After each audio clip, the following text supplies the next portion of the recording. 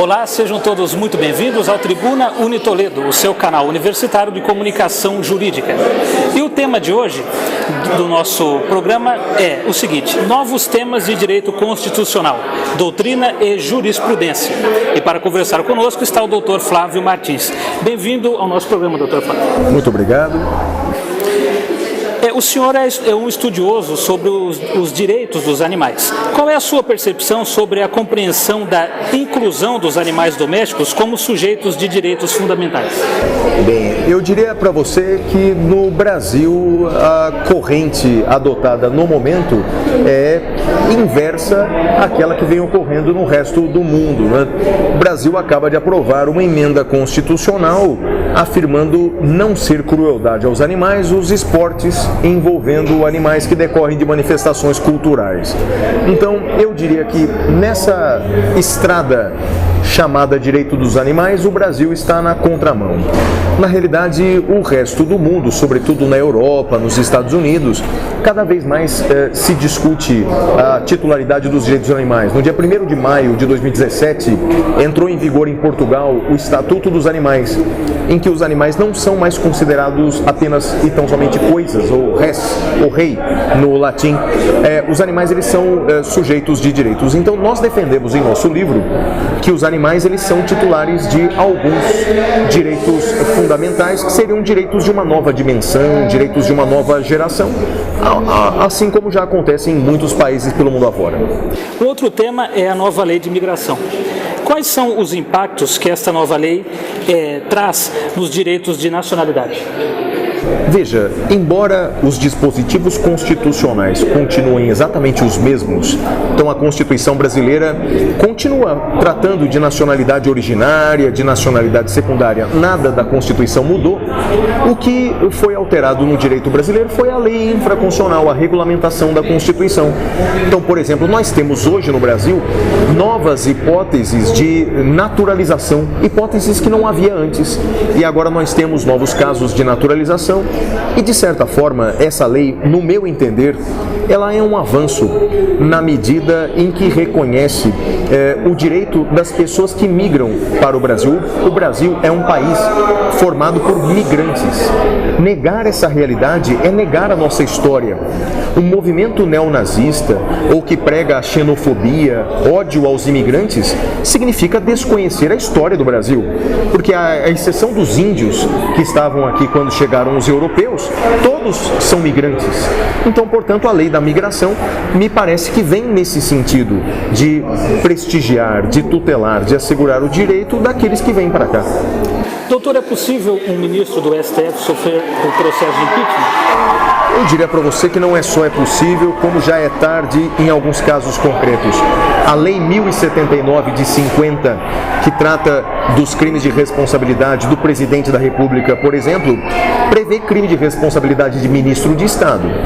Um exemplo, se um ministro do Supremo, no caso, se um ministro do Supremo, ele julga uma determinada questão, mesmo sendo suspeito para julgá-la, estamos diante de um crime de responsabilidade.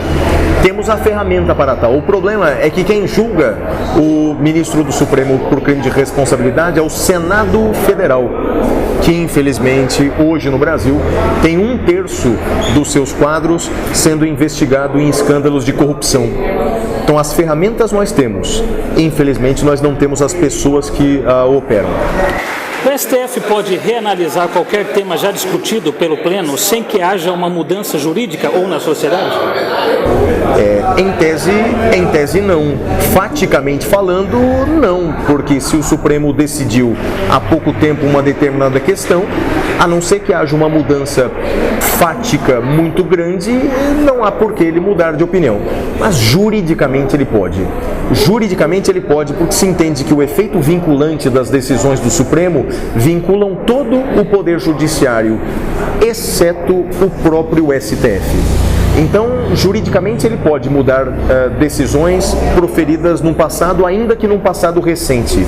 Todavia, não faz muito sentido mudar, por exemplo, a questão da presunção de inocência relativizada em 2016, mudar em 2017 ou 2018, porque de fato nada de novo mudou. Pode um ministro mudar radicalmente seu voto em um curto espaço de tempo? Veja, juridicamente ele pode mudar.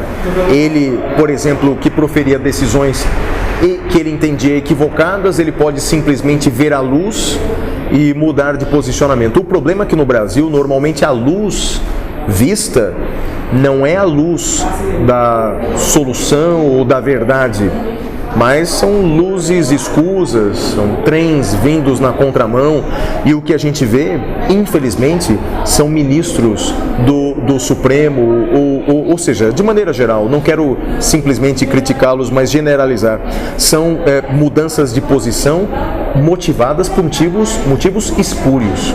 É isso que nós refutamos, é isso que nós criticamos veementemente no nosso livro e na nossa palestra. Nós não nos omitimos diante desse cenário triste pelo qual passa o cenário constitucional brasileiro. O STF pode liberar drogas ilícitas e o aborto? Isso seria uma espécie de ativismo judiciário? Esse é um tema que nós falamos também nas nossas aulas. Existe um tema chamado mutação constitucional, é um tema da palestra de hoje. Mutação constitucional significa mudar a interpretação da Constituição sem mudar o texto constitucional. Todavia, essa mutação constitucional tem limites.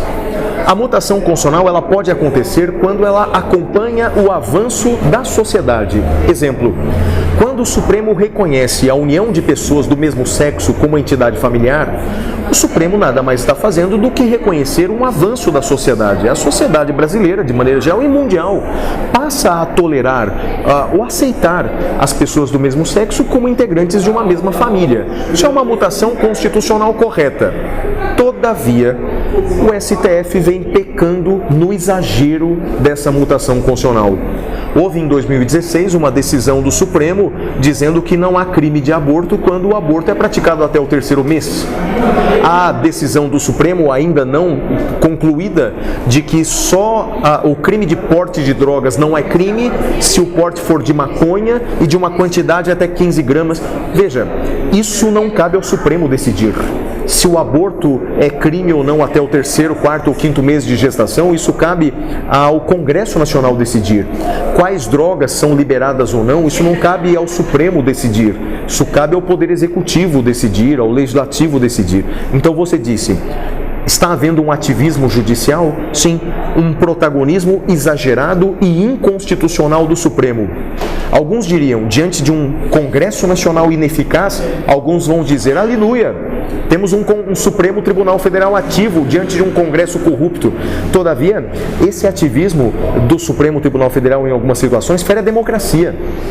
Porque o Congresso Nacional foram eleitos por milhões de habitantes, milhões, e ninguém votou para o ministro do Supremo Tribunal Federal. Então é uma decisão que fere a democracia no nosso entender. Voltando à temática sobre os direitos dos animais, houve uma decisão a respeito de um orangotango que foi reconhecido como paciente de habeas corpus. Qual que é a sua opinião sobre os direitos processuais constitucionais aplicáveis a essa espécie? Esse é um habeas corpus que eu menciono no meu livro. Apesar de ser um livro de 2017, essa decisão não é tão recente. Foi concedido um habeas corpus a favor de um orangotango, mas é importante dizer o seguinte, esse habeas corpus foi concedido pelo juiz de direito de Buenos Aires. Então, portanto, no direito brasileiro, ainda se vê com sorriso, ainda se vê com ironia a defesa do direito dos animais, mas já é usual, já existe em Portugal, já existe na Alemanha, já existe nos Estados Unidos e já existe na Argentina. O habeas corpus foi concedido na Argentina e o orangotango foi transferido para o Brasil, né? Então, portanto, o Brasil só entrou nessa história porque o orangotango para cá veio. Na Argentina ele já foi titular de direitos. Na verdade é o seguinte, hoje nós dizemos que os animais são coisas, são res. E a maioria vai dizer que eles não são titulares de direitos. Se essa entrevista fosse dada há 200 anos, nós diríamos o mesmo dos escravos. Há 200 anos, os escravos também eram res, também eram coisa, também eram objetos de direito. Se no passado nós éramos racistas, e algumas pessoas hoje insistem em ser, a nossa civilização hoje é, em grande parte, especista e só considera que o ser humano é titular de direitos fundamentais, que os outros animais estão aí para nos servir e até mesmo para nos divertir, como disse recentemente o Congresso Nacional. Quais são as suas orientações para os estudantes de direito? Bem, para o estudante de direito que se prepara para concursos públicos, por exemplo, a missão é estudar cada vez mais, os concursos estão cada vez mais complexos, não precisa ir muito longe. Apenas nesse ano de 2017, na prova de delegado do Acre, foi indagado ao candidato sobre o backlash effect. Na prova de poucos dias, no Mato Grosso do Sul, foi perguntado sobre a ponderação de princípios de Ronald Dworkin. Em resumo, os concursos estão mais complexos, a missão é estudar cada vez mais. E para aquele estudante que está na universidade, que está cursando o curso de Direito, não deixe para chegar à conclusão do curso para realizar os seus sonhos. O estudo do direito a cada dia tem que ser feito seriamente, de forma dedicada, e o direito constitucional tem um poder tão transformador. Não se limita ao estudo da Constituição, não se limita ao que diz o STF. Eu sempre digo que o STF não é o único intérprete da Constituição, não é o único e hoje em dia, infelizmente, nem é o melhor intérprete da Constituição. Então cabe ao aluno ter uma postura ativa, estudiosa, dedicada a cada dia. Muito obrigado, doutor Flávio, pela sua participação aqui no nosso Tribuna Unitoledo. Eu que agradeço e a todos os telespectadores.